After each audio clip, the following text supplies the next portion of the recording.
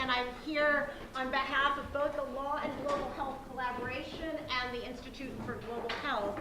And it is an incredible privilege for me to be able to bring Anand Grover here and to have him come and speak with us today.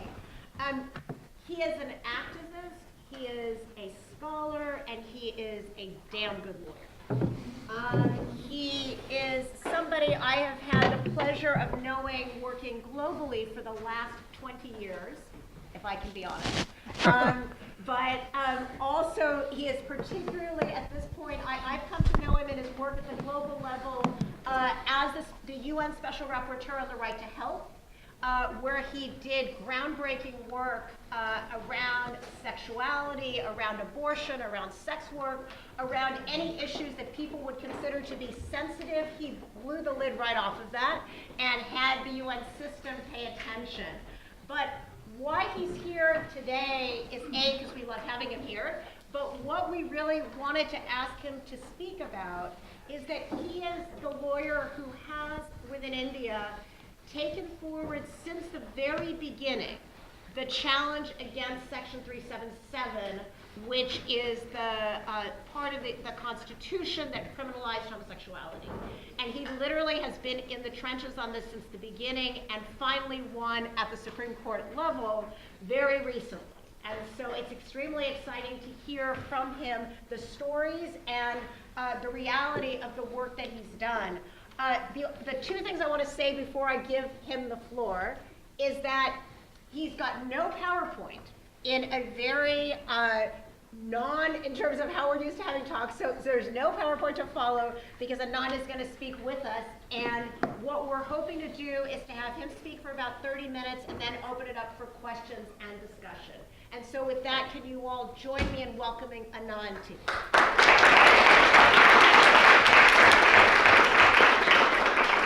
Well, thank you very much. It's indeed a pleasure to be here, not only because I love to be with Sophia working on a number of issues. We were together on the reference group, and the level of intellectual discussion we used to have was amazing. About this law, 377 of the Indian Penal Code, why it is very important that India sets the trend, because this law was introduced by the British when the British formally took over India. Earlier, India, or parts of India, were ruled or controlled by the East India Company. And after we lost what we call the War of Independence, with the British called mutiny, okay, and we have a British friend here. So I was actually, after this case, I was felicitated by the British High Commission, and I'll tell you about that. Because the British felt that because they had introduced this, they needed to support those people who were fighting it. So it's a good thing to have that attitude. But anyway, they imposed this because in their culture and in their society, indeed, homosexuality was seen as a sin. Right from the Elizabethan days, there was the law against buggery. And you could actually be, if you were a person who committed that, or sodomy, you would be put to death penalty.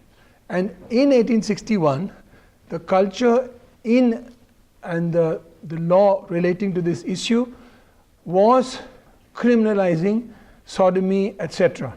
So the British brought that with them, and one of the most famous draftsmen of and I'm using the word men because he was a man, of the English common law system and drafting laws was a person called Lord Macaulay.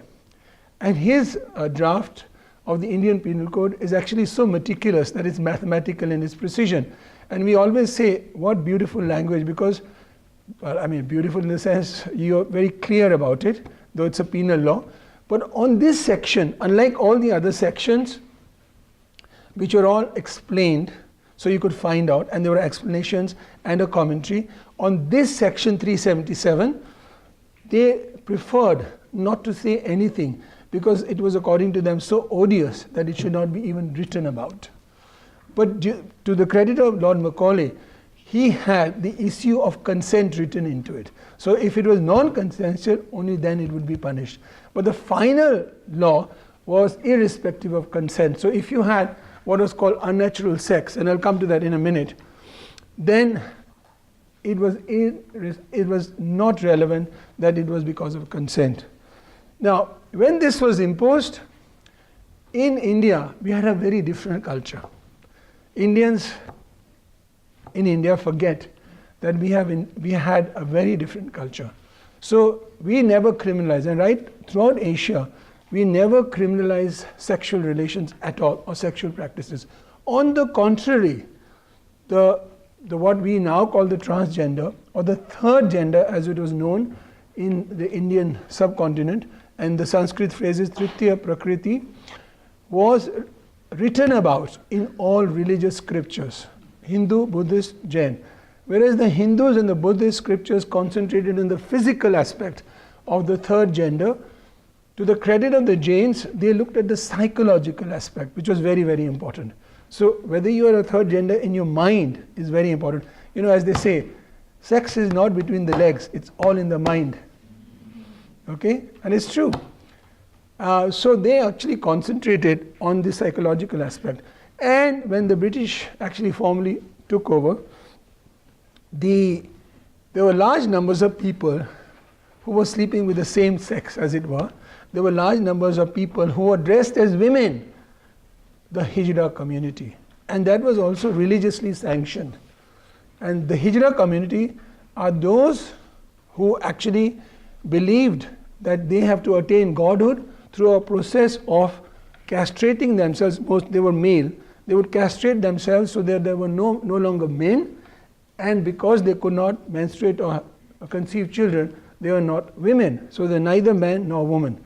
And as you do that, the idea was that in order to attain godhood, as it were, you have to lose desires, physical desires as well as desires for possession.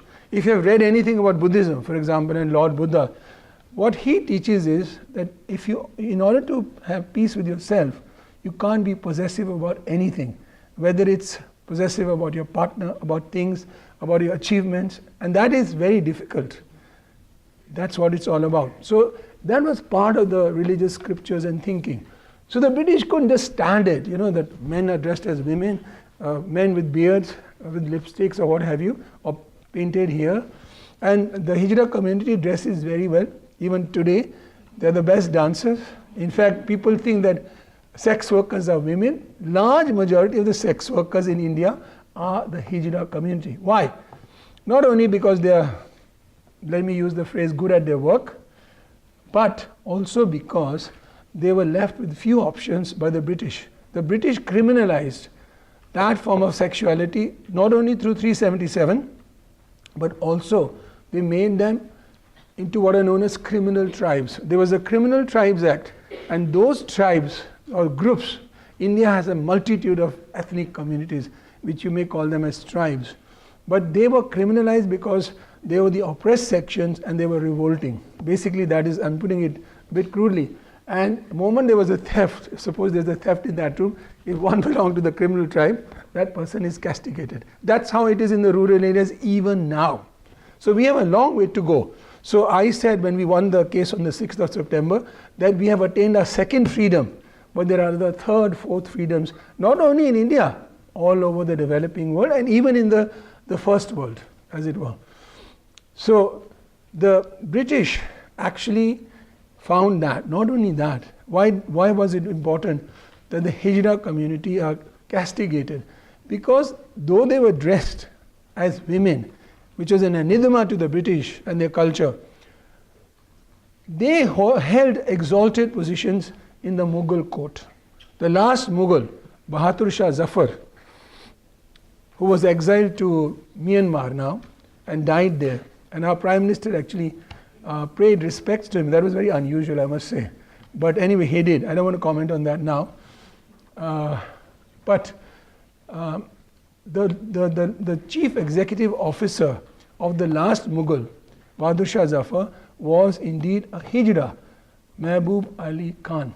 And if you read William Dalrymple's The Mughals, etc., you'll see that. And he talks about that. And the British, by the time the War of Independence occurred, they were becoming very right-wing, and they were following more and more the Wahhabi sect, which is now the basis of the jihadis, as opposed to the Sufis, which were more liberal and celebrated music, etc. And similarly, the British were again becoming very right-wing and religiously right-wing. So rather than converging, the two communities were actually on a divergent and a collision course. And that William Dalrymple's book, The Last Mughal, is all about that. It's very interesting and very good reading if you want.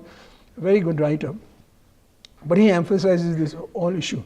So what happened was, the law was imposed, and lo and behold, now the law says, and this is the language of the law, section 377 says, whoever voluntarily has, so it's a matter of volition, but consent is not important, has carnal intercourse.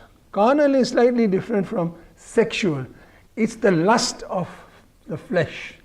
Sexual intercourse is slightly different, we'll come to that, but nowadays people won't understand it because obviously sexual intercourse is also about lust, right? It's about passion and lust. If you don't have passion in sex, what's the purpose of it? Well, you can have cold sex, I guess, but I have not experienced it, so I won't be able to tell you about that. Young men and ladies and young transgender people, if they are there, should realize that sex is about passion. But the British made a distinction because sexual intercourse is only for procreation. It's not sinful. It is within the order of nature. Whereas lust and carnal intercourse is only about pleasure. Can you think of this now, that sexual intercourse is not about pleasure? Then you would rather not do it. But anyway, so the section says whoever voluntarily has carnal intercourse against the order of nature is liable for imprisonment of 10 years or life imprisonment and fine. So what is the meaning of carnal intercourse against the order of nature? I mentioned to you carnal intercourse is lustful, of the flesh, passion, lust. And against the order of nature was that which did not beget children. It was not procreative. Okay? So only sexual intercourse, which is penile vaginal, is procreative. That's why the difference between sexual intercourse and that is what is not penile vaginal, which is penile oral, penile anal, is carnal intercourse against the order of nature. Now that was originally, as the law didn't say that, so the question was of interpretation. So ultimately, in the very famous case of the Gujarat High Court Lohana, they said even penile oral is covered by that section. And ultimately, the Supreme Court said, well, and there's an explanation I must add. The explanation says, penetration is sufficient to constitute the offense. Penetration of what? Over the years, the courts have held that it is the penile penetration and not objects. So gentlemen, you are actually the culprits. If there is no man, there is no 377, okay? But anyway, now, how did I get involved in it? I became a lawyer because I wanted to help the communities. So I was born in Nairobi, went to England, became a biochemist, read minors as economics at Surrey University. Then I did a postgraduate in Chelsea College at London. And then I decided not to live in England because I wanted to see the world. It was the time of the revolution. Everybody was talking about the revolution. So I also wanted to see where the revolution is. I didn't think that England would be the place, so I naturally left. And my hero was Ernesto Che Guevara. Have you heard of him? Yes. Good. Well, California will hear of him more, especially because of a lot of Latinos. Well, he set an example.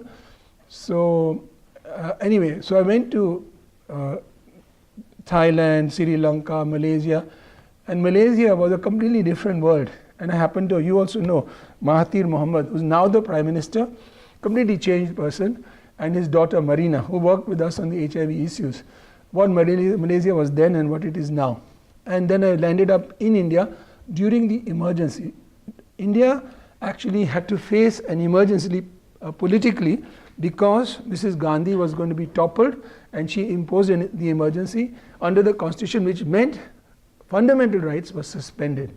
So you couldn't even access the courts, even as the Supreme Court held in a very famous case, that even if you're going to be killed, you can't approach the Supreme Court. So it was that bad. During that time, Unlike when I was in England, I had a lot of lawyers, friends, and a lot of the lawyers, I don't know if you know, those days, early 70s, you had to have a degree and you had to sit for 10 dinners with the law lords, Lord Denning and Lord this and that. And these people were leftist and they would curse the capitalist society during the day, and in the evening they would have dinners with the law lords. So I found it so hypocritical that I never wanted to be a lawyer. But then I found in India that during the emergency you could do things, and I found the judges were very radical. So we had the best court in the 70s and early 80s. Some of the best judges, they gave very good judgments. So I decided to become a lawyer, and we set up the Lawyers Collective to help the community. There was no money in it. I didn't know any lawyers, so you had to do only the work for ordinary people, which was good because it was good learning ground. So we would only get matrimonial cases, no money, labor cases, no money, and criminal cases, sometimes money, sometimes no money. But it was very good training ground because I learned my law on my own and cross-examination, which has now held me in good stead. But as we became very active, we started doing a lot of cases. And then, and I was doing a lot of medical negligence cases and human rights cases, and in 1980s, HIV struck. In the US in 1981, in India 1986 was the first case, and 1988, one of my friends, Dr. Gilada, approached me and he said, you have to do a particular case in Goa. And I loved going to Goa because it's beach, good food, lots of fun, partying, and you can just do whatever you want, and lots of ganja. I'll come to that. How many of you take drugs, by the way? Nobody. I drink alcohol every day. That's a drug. You see, this is the problem. We think alcohol is not a drug and only opium is a drug. That's the confusion that Mr. Richard Nixon imposed on the mentality of everybody. And he succeeded. So you have to de-educate yourself from Richard Nixon and the present president called Donald Trump. Okay? But anyway, I will come to that later. But ganja, by the way, to all the Indians, is legal in India because of the peculiar law. Because we have to celebrate, and Mahashivratri is coming next week. So I'll be drinking lots of bhang. And it's a very healthy drink, by the way. It's all the seeds, organically grown, with milk, also organically grown, and a bit of cannabis in it. Very healthy. And if you think I'm talking rubbish, a lot of medical research now shows that it is in fact very useful as a medicine, and it's a great appetizer. And I remember when I used to be in university, we would go around dancing, and then we had, let me put it that way, it was a sexist time. I don't know if the women who are like my age, the so-called the radicalization was very sexist. So, and when we didn't strike gold, as it were, we would come back and have lots of cannabis and eat like pigs. So cannabis is okay. Anyway, that's that. So he came to me and said, you have to do this case. And I wanted to go to Goa. And it was about a case where the Goa state had made a law, the Goa Public Health Amendment Act, whereby if a person was suspected of being HIV positive, he or she or a transgender person, those days we didn't even think of transgender persons, would be mandatorily tested, and if found to be HIV positive, would be incarcerated, confidentiality would be breached. And that case relating to one person called Dominic D'Souza had been filed in the Goa bench of the Bombay High Court, and the person who was dealing with it was a person called Ferdinand Rebello, who later became a judge of the Bombay High Court and the Chief Justice of the Allahabad High Court, and he didn't know how to deal with all these issues, and also a lot to do with sex. So people found it very difficult to talk about sex. So Dr. Gilada came to me and said, and this is very important, I'm telling you something about my fallibilities, of which there are lots of them, but I have to disclose them to you because everybody thinks they are politically correct. That's not the case. And it doesn't matter if you are wrong, provided you are prepared to talk about it and correct yourself. Even today I tell every student of law, if you make a mistake, acknowledge it, rectify it. Don't hide it. That's worse. So he said, I'm a leftist from that day, and I'm still a leftist. Unlike a lot of my friends who have now become the arch capitalists. Okay? So he came to me and said, I want you to do a case. So I said, what is it about? He says, HIV. I said, but that's a CIA conspiracy. I did say that, it's a fact. Then he was a very clever person. He knew that I had a lot of interest in protein synthesis. That was my subject at Surrey. So he said, no, this is about a retrovirus. And he knew how to woo me, so he got me interested. And I forgot about HIV and read everything about that. And when he came back 2 weeks later, I said, well, it's about HIV and discrimination. And then he, got me up to speed on discrimination relating to HIV. And I went to Goa, and Dominic had been released because of various reasons, and the papers showed that. And I went to my room, and the door was ajar, and somebody was lying on the bed. I knew instinctively it was Dominic. And what I thought at that time, instinctively again, what is that HIV positive person doing on my bed? I'm a human rights activist, but this is the truth. Everybody, and I want to make this known, everybody has issues because we are brought up like that. And we must correct ourselves. We have to de-educate on a number of fronts. But anyway, Dominic and I became very good friends. And when he was dying in the Breach Candy Hospital, I was taken to his bedside, and he asked me to pledge. And I did without thinking that I will do HIV work. And I did from 1993. And I became obsessed and mad about it. I was known as the Mad Hiv Lawyer. And then we won a major case in 1997, which allowed an HIV positive person to be employed, provided he or she or the transgender person was functionally fit to do the job, otherwise qualified, and would not pose a significant risk to the co-workers at the workplace.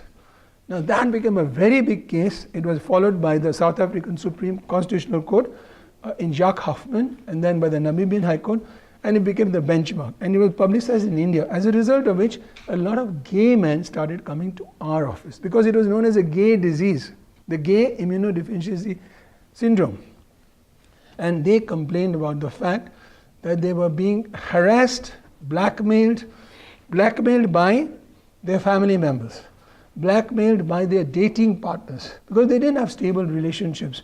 In a country or in an environment where it is criminalized, you can't have stable relationships. But despite that, let me tell you, our friend, Sophia and my friend, Justice Michael Kirby, has been the senior most judge of the Australian High Court, which is the Supreme Court of Australia, and he has had the same partner from 1967, and he's proud of it, whereas all his other heterosexual male judges have had divorces, not one but more than once. So that's an example.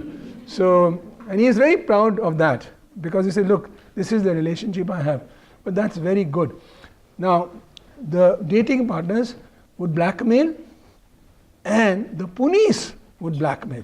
And the police blackmail would even result in rape. So we identified the cause, to cut the long story short, as 377. So I talked to my staff and I said, why don't we challenge 377?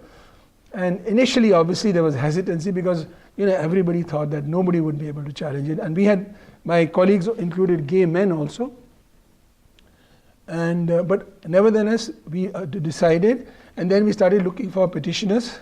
Now, this is not ambulance chasing, by the way, but it could be termed as ambulance chasing, which is not allowed in India, like in England. But in pro bono public interest work, you can do that, provided you're not making money out of it.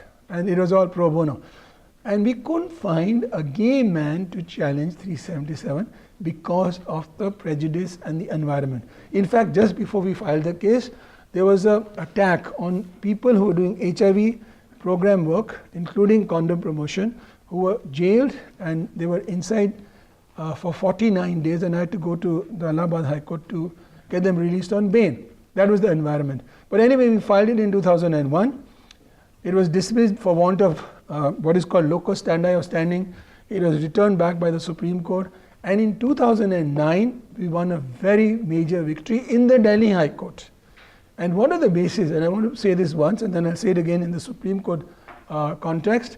It was about equality and non-discrimination.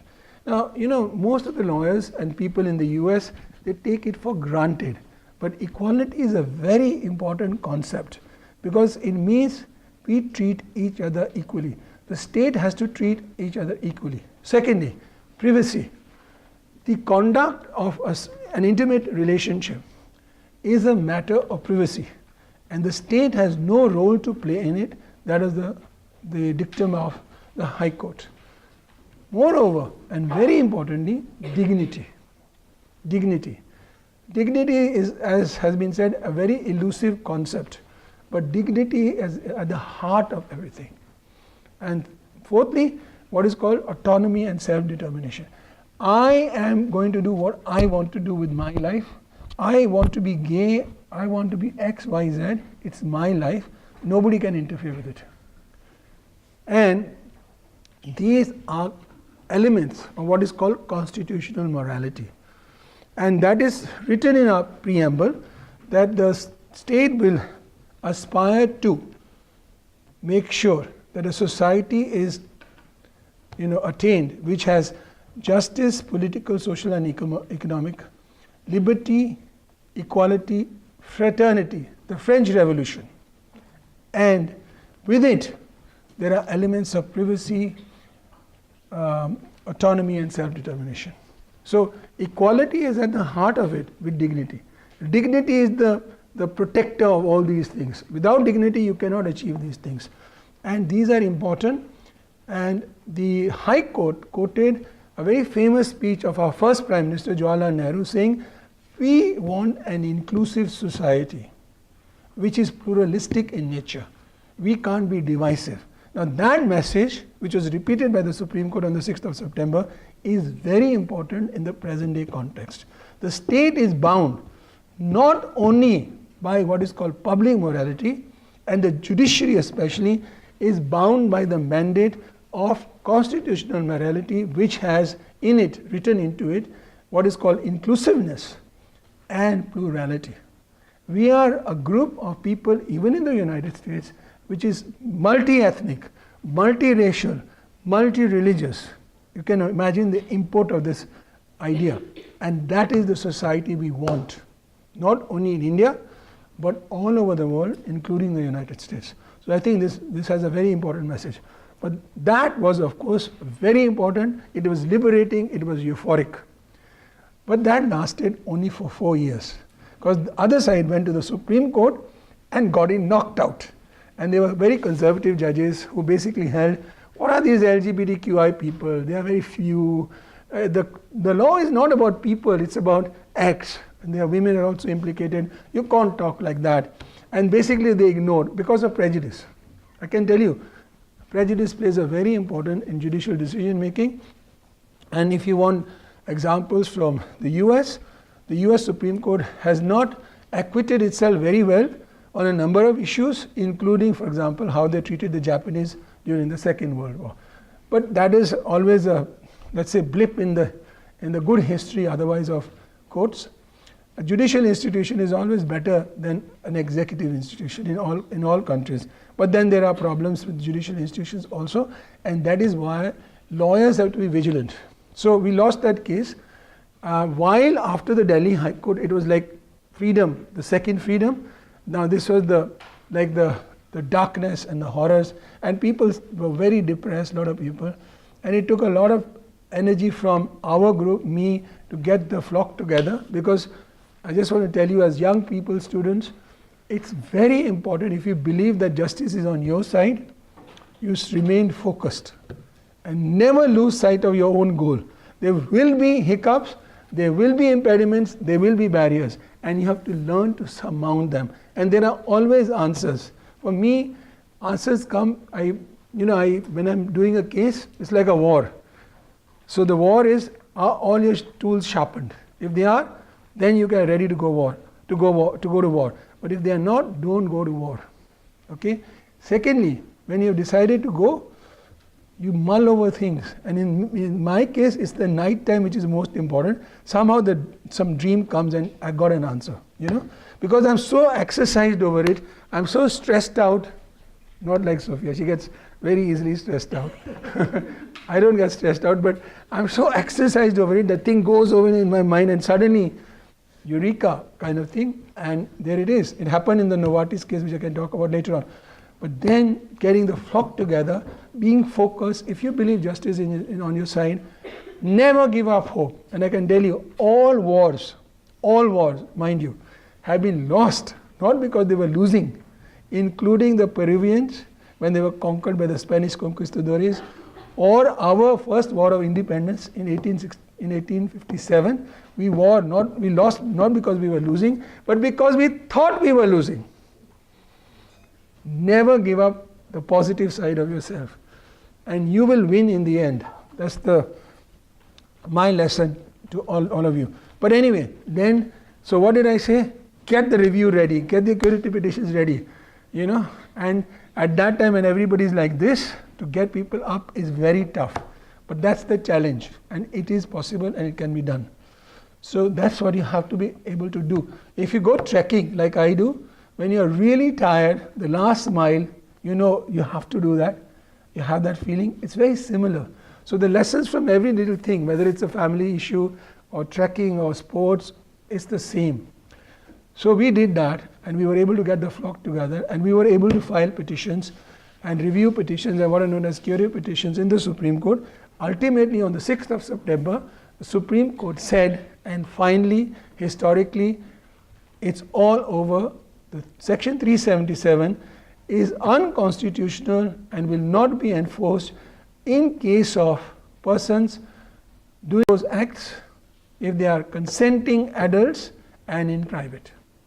Now that's a big step. It was reiteration of the Delhi High Court, which talked of constitutional morality, which is again equality, dignity, privacy, fraternity, inclusiveness, and plurality, and identity.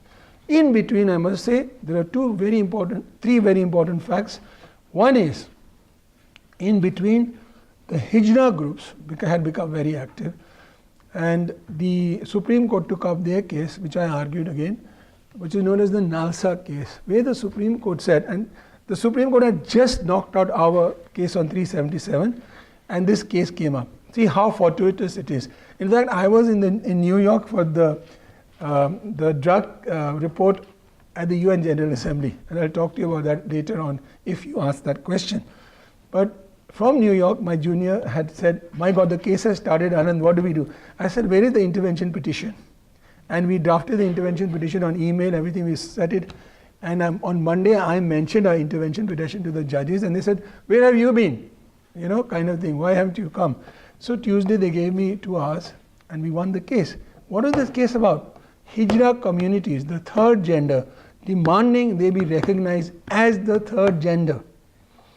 Nowhere in the world is the third gender. In the US and other countries, the binary gender still rules the roost. So even if a person is so-called transgender, they have to fit into that straitjacket of man or a woman. Not in our country, because of our history, as I told you earlier, they can become a totally different gender. You can call yourself intersex, whatever you want to call. Nobody can, but for the purposes of law, if you are that person who has transitioned from A to B gender or a third gender, the rubric that is used is transgender for the purposes of law. Within that, you can say I'm a Kothi or whatever. And that cannot be determined by the state. It is based on the principle of autonomy and self-determination. I will decide whether I'm a woman or a man or the third gender, not the state. And that's a very important step in the autonomy debate. Secondly, we had this case about what is called a unique identification card, like the US, where you have a social security card. In India, the government wanted to introduce an identity card, and that was challenged on the basis of privacy. And the Supreme Court, in a 9-judge bench, we sit in divisions, we don't sit en banc, they decided that the right to privacy is an implicit fundamental right. Like in the US Constitution doesn't give explicitly the right of privacy. Similarly, we also held that.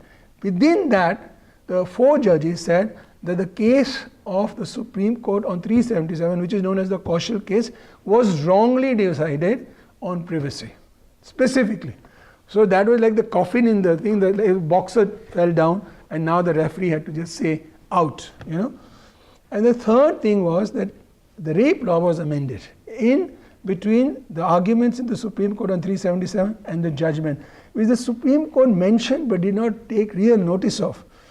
And what was that? Originally, rape was only penile vaginal, non-consensual. But now it became not only penile, but everything, digital, this, that, the other, objects, everything, but only man, woman, but non-consensual. So if a person had penile oral or penile anal sex, a man with a woman, consensually, it was no longer rape. So 377 went out of the window for a male-female relationship. So that was the point. It was discriminatory against homosexuals.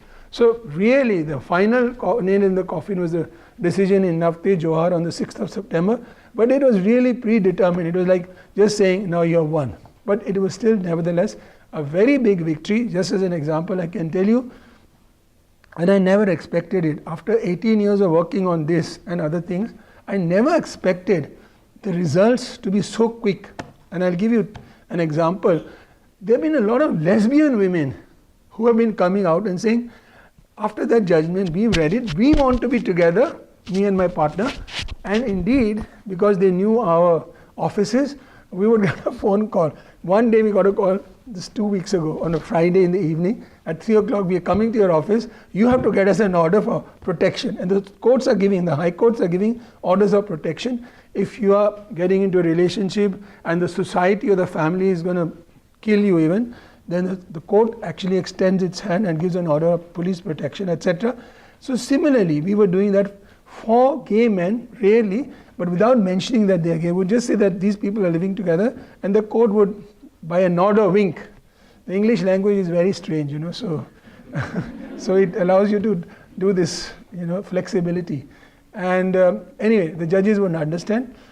But now we are openly saying this is a lesbian couple, they have read the judgment and etc. And we got an order Friday to Monday, we got an order on Monday.